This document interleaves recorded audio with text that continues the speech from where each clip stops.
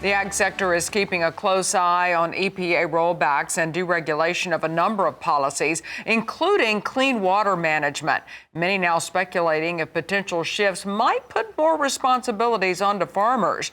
And water and sustainability expert Rich Razgaitis joins us now for a closer look at this.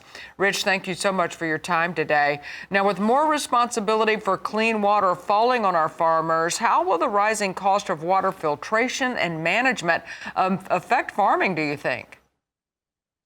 Well, you ultimately are going to see an increase in farmer responsibility with these EPA rollbacks. And I'll just give you one example. It's estimated that anywhere between $500 and $1,500 is the economic burden per acre in order to use something like reverse osmosis to clean up the water that's going into the farmland. So these rollbacks and some of the concessions around the EPA regulations around things like PFAS or nitrates do have an impact to farmers. And if left unresolved, farmers are the ones dealing with that economic burden to solve that problem, which is a big problem in and of itself.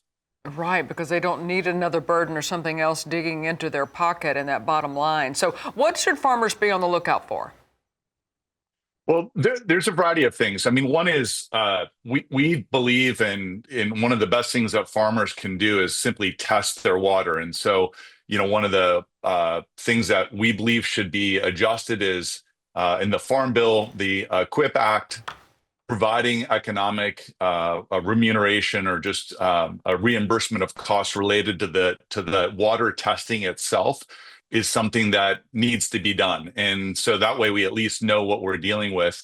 Other things, though, that we need to do is that we need to be able to provide subsidies or provide economic payment to those farmers that are responsible for cleaning up that drinking water or their agricultural use water, so that they're not the ones suffering the effects of that. And so, one of the things that we should be looking out for are bills as well as, and that could be in the equip bill, or it could be kind of the polluters pay model, which is ensuring that we drive the economic responsibility to those people that are responsible for the pollution so that that burden does not fall on the farmers that we rely on.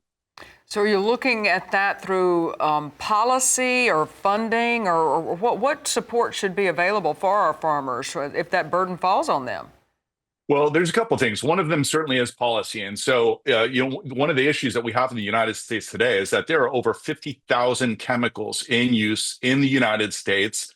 And there are fewer than 100 that are regulated by the Safe Drinking Water Act. And so when we roll back EPA regulations, when we do not provide for proper protocols and testing and products before they actually get in use in the United States, then we suffer the effects of that. And one of the constituents, one of the groups of people that suffer the greatest amount of effects are farmers for that reason.